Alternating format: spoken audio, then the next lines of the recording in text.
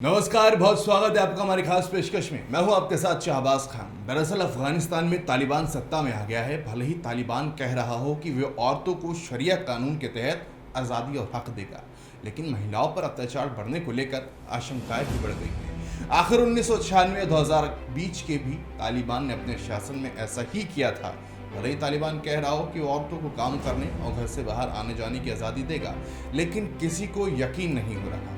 तालिबान अभी सत्ता में पूरी तरह आया भी नहीं है और महिलाओं पर अत्याचार की खबरें आने लगी हैं।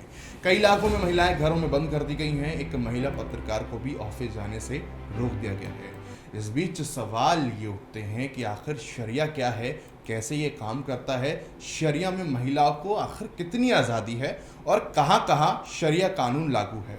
सबसे पहले आपको बताते हैं कि शरिया कानून क्या है। शरिया को इस्लामिक कानून भी कहा जाता है। कुरान, हदीस और पैगंबर मोहम्मद की सुन्नतों पर आधारित नैतिक और कानूनी ढांचे को ही शरिया कहा जाता है। आसान भाषा में समझे तो शरिया को इस्लामी कानून और तौर तरीके के हिसाब से जिंदगी जीने का तरीका कह सकते हैं। इसे एक उदाहरण से समझिए। भारत में चोरी की सजा संविधान या आईपीसी के प्रावधानों के आधार पर तय होती है। जहां शरिया कानून लागू है, वहां चोरी की सजा कुरान और पैगंबर के बताए तरीकों से तय होगी है। अब सवाल यह है कि शरिया कानून इतना सख्त क्यों है। शरिया में अपराधों को भी दो कैटेगरी में बांटा गया है। एक है हद और दूसरी तज़ीर।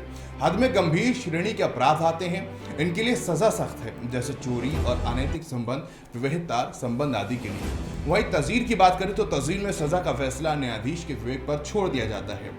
हद कैटेगरी के अपराधों के लिए कई देशों में अपराधी के हाथ काट दिए जाते हैं या सरेआम पत्थर मारकर मौत की सजा दी जाती है। हालांकि सजा पर मुस्लिम विद्वानों की राय बटी हुई है। अभी ये कितने देशों में लागू है, ये दूसरा सवाल है। दुनिया के 15 से भी ज्यादा देशों में फिलहाल शरिया कानून किसी न किसी तरह से लागू है। अलग अलग देशों में शरिया कानून की डिग्री और तरीका अलग अलग है। कहीं ये केवल निजी मामलों से ही लागू होता है तो कहीं क्रिमिनल मामलों में लागू होता है।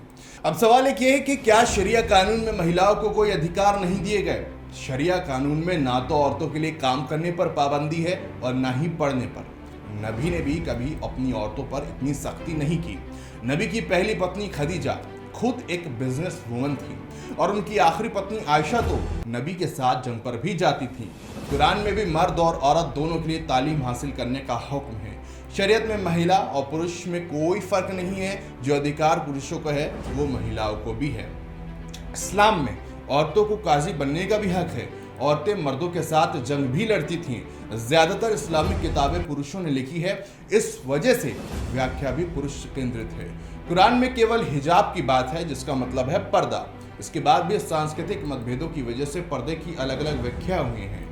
कई देशों ने हिजाब को बुर्का समझकर उसे ही अनिवार्य कर दिया। जब महिलाओं को शरिया ने इतने अधिकार दिए तो फिर इतनी सख्ती आखिर क्यों है, ये भी एक सवाल है। शरिया कानून महिलाओं को बराबरी का दर्जा देता है। महिलाओं पर सख्ती अत्याचार का आधार शरिया कानून नहीं बल्कि उसकी पितृसत्तात्मक व्याख्या है। सऊदी अरब में महिलाओं के लिए ड्राइविंग बैन थी। इसकी वजह से शरिया कानून नहीं बल्कि पॉलिटिकल और पितृसत्ता थी। इस्लाम ने ही सबसे पहले संपत्ति में महिलाओं को हिस्सा दिया।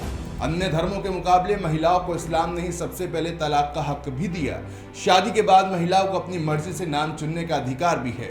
पितृसत्तात्मक समाज ने अपने हिसाब से इसकी व्याख्या कर महिलाओं पर पाबंदी लगाने शुरू करती है। तो शरिया से जुड़ी जानकारी आपको कैसे लगी, कमेंट में जरूर बताइए। चैनल को सब्सक्राइब कीजिए। नमस्कार।